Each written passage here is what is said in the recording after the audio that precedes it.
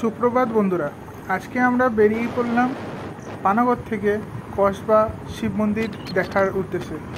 কসবা শিব মন্দিরটি রন্ডিয়া পেরিয়ে কসবাতে অবস্থিত। আমরা ওখানে যাচ্ছি বাইকে করে। আমাদের পানাগড় থেকে ওখানে বাইকের ডিস্টেন্স টোটাল 25 কিলোমিটার কি 30 কিলোমিটার লাগে। দেখতে পাচ্ছেন একদম সবুজে ঘেরা একটা রাস্তা, যেতে যেতে একদম খুব মজা করেছি। আর ওয়েদারটাও খুব ভালো ছিল, কারণ হচ্ছে ওয়েদারটা মেঘলা মেঘলা করেছিল। এই সময় একটু রোদ আছে। আর দেখুন একটু সামনেই কি সুন্দর জঙ্গলে ঘেরা একটা রাস্তা আসতে চলেছে, দারুণ। এখান থেকে আপনার প্রকৃতির দৃশ্যটি এনজয় করুন।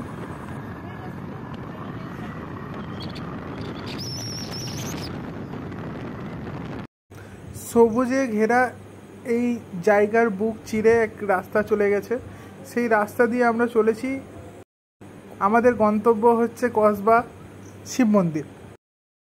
আমরাও দেখব আর আপনাদেরকে দর্শন করাবো কসবা শিব মন্দির। চলুন চলা যাক। আমরা ঠাকুরকে যেহেতু পুজো দেবো, স্নান করে আমরা নিয়ে নিয়েছি ঠাকুরের জন্য মিষ্টি আর ধূপকাঠি। পুজো দেবো আজকে, আর পুজো হয়ে গেলে তারপর ঘরের উদ্দেশ্যে রওনা দেবো। এই জায়গা থেকে প্রায় 2.5 কিলোমিটার কি 2 কিলোমিটার পুরো জঙ্গল, মাঝখানে শুধু রাস্তা, দু সাইডে জঙ্গল একদম। আর রাস্তা এই পাশে জমি আছে, জমি মানে ক্ষেত আছে কৃষকদের।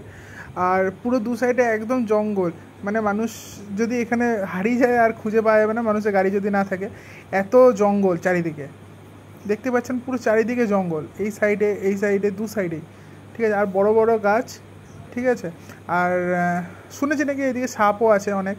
তো রাস্তায় আমাদের যেতে যেতে অতটা দেখা হলো না, কিন্তু তাও এমনি আছে, আর সাপদের বাসস্থান আছে। চলেই যাচ্ছি, এখনও জঙ্গল শেষ হলো না, দেখুন। আর একটাও মানে ওখান থেকে স্টার্ট করেছি, এখনও পর্যন্ত কিন্তু আপনি দেখতে পারবেন না একটা ঘর রয়েছে। দেখুন এখন একটাও ঘর আসে না। ফাইনালি বন্ধুরা আমরা কসবা ঢুকে পড়েছি। আর এখান থেকে রাইট সাইডে গেলেই আমাদের কসবা। এই যে রাইট সাইডে আমরা ঢুকলাম। এখান থেকে আর একটু মোটামুটি 500 মিটারের কাছাকাছি আছে। তো কসবা মন্দিরের সামনে গিয়ে আমরা দেখাচ্ছি আপনাদের। তো বন্ধুরা আমরা ফাইনালি পৌঁছে গেছি কসবা শিব মন্দিরে। এই যে শিব মন্দির, আর এই যে পুরো চারিদিকটা ভিউ দেখে নিন। পুরো চারিদিকে কি সুন্দর গাছ, মাঝখানে মন্দির, একটা অনবদ্য পরিবেশ। আর এটা হচ্ছে ভেতর দিকের জায়গাটা। আর তখন দেখুন বৃষ্টি স্টার্ট হয়ে গেছে। আপনাদেরকে বললাম যে বৃষ্টি হচ্ছে। আর এটা বাইরের দিকটা, সামনের দিকটা আর কি। তো সামনের দিকে আরও সামনে একটা মা মনসার মন্দির রয়েছে। আর এখানে এটা হচ্ছে শিব মন্দির, আদি শিব মন্দির। আর এই জায়গার অনেক মাহাত্ম্য আছে।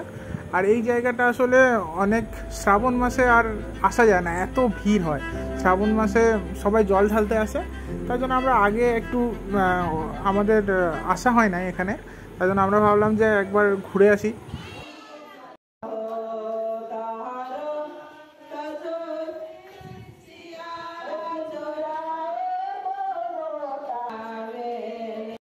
আসুন দেখায় এরপর আপনাদেরকে মা মনসা মন্দিরটি।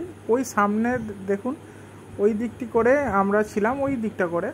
তো ওখান থেকে ওই দিকে কসবা শিব মন্দির, আর এটা হচ্ছে মনসা মন্দির, মা মনসার মন্দির। তো চলুন দেখাই আপনাদেরকে। এই যে মায়ের মন্দিরটি, এখানে 2 থেকে 3টে, একটা আরও 2টো মন্দির নতুন হচ্ছে।